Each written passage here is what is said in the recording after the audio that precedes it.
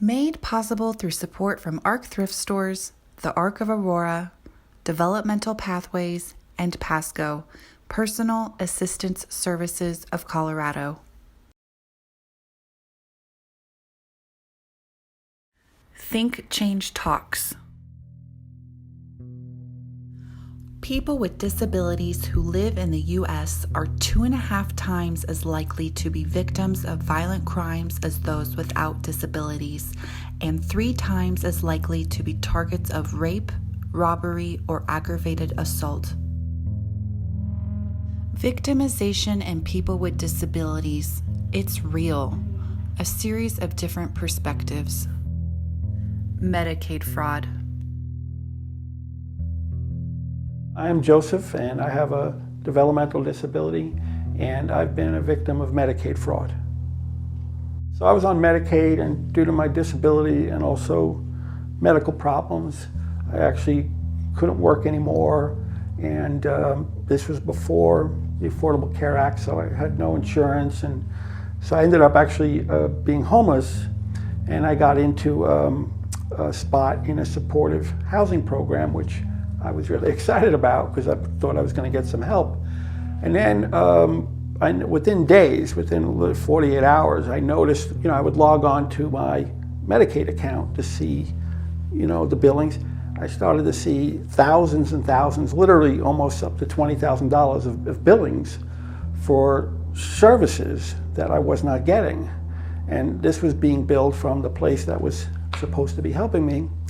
So I was really troubled and concerned, and so I brought it up to the management there, and they were not really receptive to me bringing that up, and they pretty much threatened me and said, well, that's part of the deal to stay here, so you either go along with it or you're going to go out on the street. And it's really terrible because it was clear to me this was not just me, this was just their routine, and I can imagine this just hundreds of thousands of dollars that are being taken away from all of us that are on Medicaid, taken away from the government, taken away from the taxpayers. And it's also very discouraging to you. You're very powerless. You're in a very vulnerable position. And they're essentially using your Medicaid card and your Medicaid number like it's a credit card and stealing money from the government and using your name. Because I started seeing, the ugly side of some of these organizations that are supposedly there to help people that are in trouble, people that are ill, people that are powerless, and you get put in this situation. Either you go along with this Medicaid fraud in your name, or you're tossed out on the street. So I decided, I went to the district attorney's office because I didn't want to be a part of it, and true to their word, I was tossed out on the street. A nonprofit legal aid group was assisting me, and I got a notice from Medicaid that I had been approved for in-home supportive services, which I didn't even know what it was. I know I had not asked for that, so I went to see the attorney, and his face, turned white. He was like, well, you can't get in-home supportive services, you don't even have a home. So it was clear that somebody, again, using my name, in my name, put in for these services and then started billing for them, services I was not even getting. And it makes you start to realize that these issues are not one-offs, they're systemic. They particularly identify people that are vulnerable, that have disabilities, that might have mental disorders they're dealing with, medical problems, etc., and are really in bad positions, and that's how they take advantage.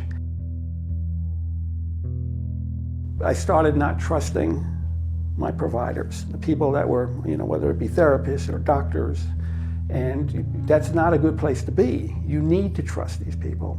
If you have a disability, if you have some medical impairments, you need to trust people because you need their expertise to help you. And as a beneficiary, and I think the vast majority of beneficiaries, we're very appreciative of these kind of programs. We're very appreciative of the taxpayers who fund these programs on our behalf. So it makes you very upset, very mad to see people taking advantage, because they're taking advantage of me, they're taking advantage of all the beneficiaries, and they're taking advantage of all the taxpayers. Despite my disabilities, I at least had the capacity to figure out what was going on, to log on and see. And there are other people with much more serious disabilities than mine that don't even have that capacity. So if they were doing this to someone like me who could find out about it, who could report it, it just makes you wonder what's going on for people who are in even a worse position than me. So I think basically the people on the street think of Medicaid and they look at what a huge expense Medicaid is to our state and federal budget. And they think that it's for people like on welfare and people who are lower income. And I don't think a lot of people understand that Medicaid really is for our disabled community as well. People who have disabilities or aren't able to work, or parents who have kids with disabilities that just can't afford the expense that comes with it, are really a large part of the Medicaid beneficiaries.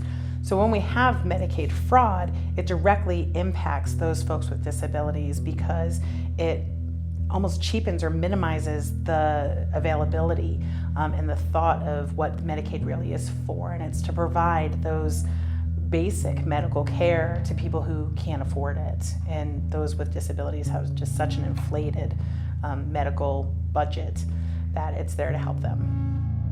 So I'm Allie Thompson. I'm a criminal investigator with the Medicaid Fraud Control Unit of the Colorado Attorney General's Office.